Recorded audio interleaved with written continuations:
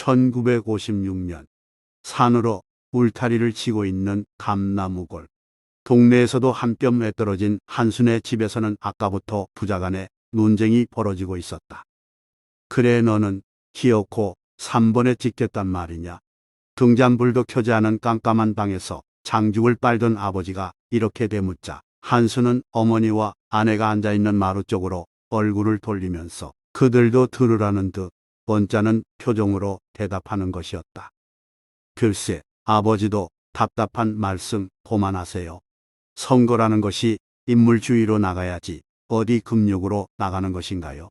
그렇다면 돈 없는 사람은 아무리 똑똑하더라도 국회의원 한 번도 못해 먹게요. 그렇지만 사람이란 의리 도덕을 지킬 줄 알아야 하고 남의 은혜를 입었으면 그걸 갚아줘야 하지 않니? 쳇, 그까짓 고무신 한 켤레 얻은 게 뭐 대건스럽다고 그러세요. 쓸데없어요. 받을 것 다 받고 먹을 것 다 먹고 자기가 찍어주고 싶은 사람 찍어주면 되는 거예요. 누가 찍는 걸 보는 줄 아세요? 그런 소리 하는 게 아니래도. 내가 군인을 갔다 오더니 사람이 못쓰게 됐어. 한수 아버지는 아침에 반장이 고무신을 주고 가면서 하던 말을 생각해 보았다. 영감님 이거 변변찮은 거지만 받아주세요. 그리고 이번 아시겠죠? 이번 우리 구에서 국회의원에 출마한 사람 중에서는 한상 오 씨가 제일 출중한 사람입니다. 풍채 좋겠다, 돈 있겠다. 그래도 그런 사람을 뽑아 놓아야 허다 못해 여다음에 쌀대박이라도 얻어 먹습니다. 고무신도 그분이 영감님 갖다 드리라고 주신 거예요. 내외분하고 아들 내외분이니까 내 편은 문제 없겠죠. 잘 부탁합니다. 그리고 다른 사람에게는 이거 받은 걸 눈치채지 않도록 해주셔야 합니다. 투표는 내일 아침 7시부터예요. 하면서 허리춤에서 까만 남자 고무신을 꺼내주던 것이었다.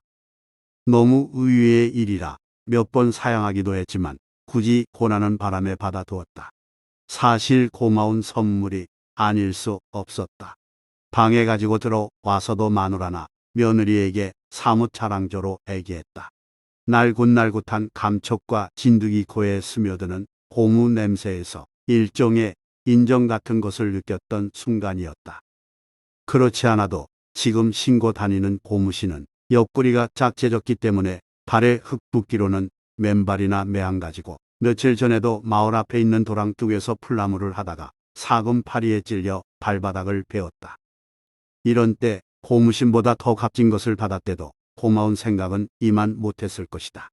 아들이 한시를 반대하고 나서는 몸이 어쩌면 고무신이 제 차지가 안 되었기 때문이 아닌가도 생각했으나 우선 한수의 발에는 신발이 맞지도 않았고 설마 하니 그럴 리야 있을라고. 속으로 다짐하면서 옆으로 누우려던 한수 아버지는 그러나 저녁을 잡수셨나요? 같은 동리에 사는 덕호가 큰 소리로 외치고 들어오는 바람에 다시 자세를 고쳐 앉았다. 그래, 오늘 장에 가서도 홍술 많이 마셨나? 한수 아버지의 말이 채 끝나기도 전에 덕호는 한수 곁에 와서 털썩 앉더니 후 숨을 내쉬었다. 시큼한 술 냄새가 확 끼쳤다. 많이 마시고 말고요. 그중 이런 일이 한 달에 한 번씩만 있어도 괜찮겠습니다. 여기는 좀 조용하지만 면소 구는 마을이 온통 뒤끓고 있어요. 여기저기서 마이크 소리가 진동하고 여기저기서 술을 먹여요. 기단 간판이 붙고 사람들이 웅성거리는 곳에만 들어가면 제 맘대로 마실 수 있으니까요. 면소에서 감나무골까지 오는데 그런 곳이 5군데나 돼요. 아무튼 왕복 50리 길을 다리 아픈 줄 모르고 걸었습니다. 우리같이 술 좋아하는 놈에겐 그저 이런 일이 더도 말고 한 달에 한 번씩만 있었으면 좋겠는데. 무척 유쾌한 듯이 웃어 젖힌 후 이번에는 한수더러 넌지시 말을 건넸다. 그런 내 입 후보자들 중에서는 4번이 제일 낫다고 그러더군. 그 사람 성함이 뭔데? 한수 아버지가 물었다. 박형길이라고 전에 군수하던 분이래요. 그래. 이때 잠자코 있던 한수가 입을 열었다. 뭐니 뭐니 해도 사람은 인품으로나 똑똑하기로도 아기백씨가 제일이야. 그 사람이 단지 넉넉지 못해 선전력이 부족해서 그렇지. 사람이야 다시 없지.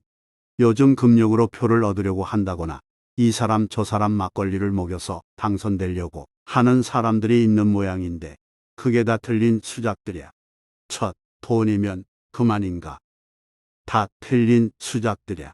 선거라는 건 말이야. 인간적 사적으로 해야 하는 거야. 한수가 열을 올리는 것이 술을 얻어먹고 단이는 자기를 공격하는 눈치 같아서 덕호는 어색한 입장에 몰렸다. 주머니에 손을 넣어 담배를 찾았다. 담배를 찾는 손끝에 삐죽한 셀룰로이드의 증명력이 걸렸다. 순간 마음이 흐뭇해지는 것을 느꼈다. 열흘 전 일이다. 덕호는 간단한 볼일이 있어 면서 동네에 나갔었다. 일을 마치고 돌아오려는데 뒤에서 부르는 사람이 있어 돌아보았더니 전부터 다소 안면이 있는 친구였다. 여덕호 오래간만이네 어쩌면 그렇게 볼 수가 없나. 어쩌고 하면서 갑자기 전에 없는 수다를 떨더니 이 이야기 저 이야기 끝에 엉뚱한 질문을 하였다. 자네 도민증 가지고 있나? 그건 왜? 아니야. 그냥 물어본 걸세. 덕호는 아무 말도 않고 삼지 속에 넣어두었던 도민증을 꺼내 보였다. 그걸 들여다보던 그 친구는 깜짝 놀라 소리를 질렀다. 이 사람아 이건 옛날 도민증 아냐? 도민증이 갱신된 지 반년이 넘었는데 아직도 이런 걸 가지고 다녀. 큰일 날 뻔했군. 근데 자네 사진 있나? 없다고 했더니 그 친구는 다짜고짜 덕호를 면해서 하나밖에 없는 사진관으로 데리고 갔다. 친구는 영문을 몰라 어리둥절해하는 덕호더러 도민증을 다시 내려면 사진이 필요하기 때문이라고 설명하고 의자에 앉혔다. 애꾸눈인 사진사가 사진기를 들여다보고 자 찍습니다. 하니까 뒤에 서 있던 친구가 갑자기 외쳤다. 덕호 웃게 웃어. 덕호가 웃었다고 생각한 순간 찰칵 하고 애꾸눈도 웃었다. 친구는 덕호를 향해 도는 염려 말라고 하면서 사진사에게 눈을 뻥긋해 보였다. 사진을 박은 지 닷새 만에 그 친구는 종이도 빳빳한 새 증명을 덕호 손에 쥐어주었다.